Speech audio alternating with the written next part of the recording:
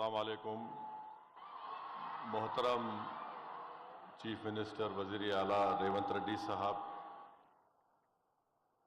جناب پونم پربھاکر صاحب منسٹر وزیر و incharge Hyderabad district, mayor Hyderabad, deputy mayor محترمہ صاحبہ، چیف سیکرٹری میڈم صاحبہ، وائس چانسلر و پرنسپل وومنس کالج، طلباء اور طالبات، میں سب سے پہلے آپ تمام لوگوں کو یوم خواتین وومنس ڈے کی مبارکباد دیتا ہوں۔ اور آج کے اس یوم خواتین کے دن وزیر اعلیٰ ریونت ریڈی صاحب نے وومنس کالج میں ایک نئی عمارت کے لیے سنگ بنیاد ڈالا ہے 535 کروڑ کا۔ میں مبارکباد دیتا ہوں تلنگانہ کی عوام کو، اور خاص طور سے جو آج یہاں پر ایک عظیم الشان بلڈنگ کا سنگ بنیاد ڈالا گیا، اور مجھے یقین ہے کہ جلد سے جلد یہ بلڈنگ مکمل ہو جائے گی۔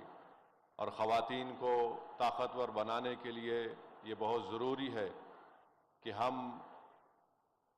خاص طور سے مرد حضرات کی سوچ میں تبدیلی لے کر آئیں، جو پیٹریاکل سوچ ہے اس کو ختم کریں، اور ہم میں ایک برداشت کا مادہ پیدا ہو۔ ہم عزت کے ساتھ خواتین کی بات کو سنیں، ان کی رائے کو عزت سے سنیں، اور اس میں سچائی ہے تو اس پر عمل کریں۔ مگر مجھے افسوس کے ساتھ کہنا پڑے گا کہ ایک ہمارے چیف منسٹر تھے ہمارے ملک کے، جنہوں نے کہا تھا کہ اگر آپ کو بیٹی پیدا ہوئی تو آپ ایک جھاڑ کو لگائیے، اور جب اس کی شادی ہوگی تو آپ اس کی لکڑی کو بیچ کر شادی کرا دیجئے۔ مگر افسوس کے ساتھ کہنا پڑتا ہے کہ وہ مکھیہ منتری آج اس دیش کے وزیر اعظم بن چکے ہیں۔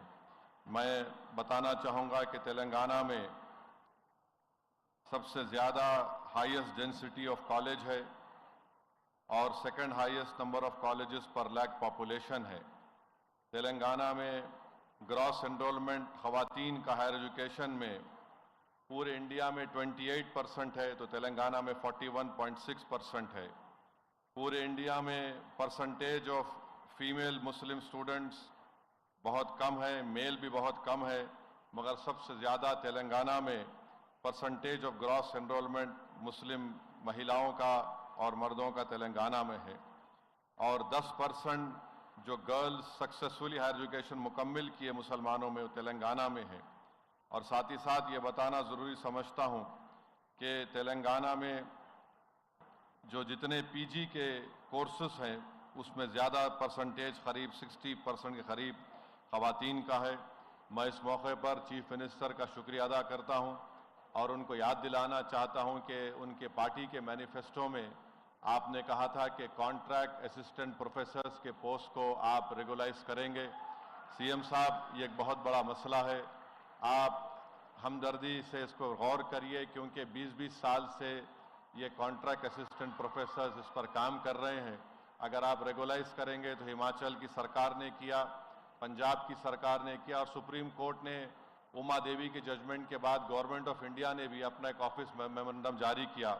تو میں سی ایم صاحب سے ریکویسٹ کرتا ہوں کہ آپ اس پر ہمدردانہ غور کریے۔ اور آخر میں بتانا چاہوں گا کہ یہ وومنس کالج حیدرآباد کی تاریخ کا ایک بہت بڑا حصہ ہے۔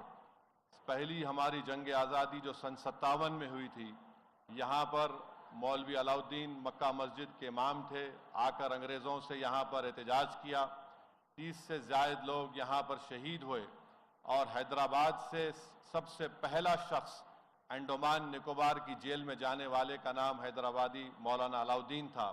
تو میں آپ ان تمام ینگ سٹوڈنٹ سے اپیل کروں گا کہ آپ ڈیوائسونیس کو دور رکھیں، ہیٹریٹ کو دور رکھیں، کیونکہ آپ اس ملک کا مستقبل ہیں، آپ فیوچر ہیں۔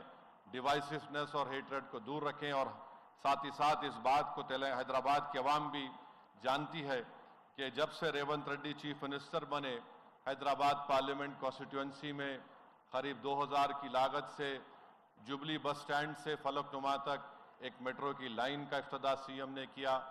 ناگول سے ایئرپورٹ تک جو میٹرو لائن ڈالی جائے گی، اس کا ایک مین سٹیشن اویسی ہاسپٹل اور چندرائن گٹے پر ہوگا۔ عثمانیہ ہاسپٹل قریب 1200-1700 کروڑ کی لاگت سے نیا بن رہا ہے۔ میں شکر گزار ہوں چیف منسٹر صاحب کا، کہ آپ کے زیر قیادت حیدرآباد اور حیدرآباد پارلیمنٹ کانسٹیٹنسی میں اتنے بڑے پیمانے پر انفراسٹرکچر ڈیولپمنٹ کا کام ہو رہا ہے۔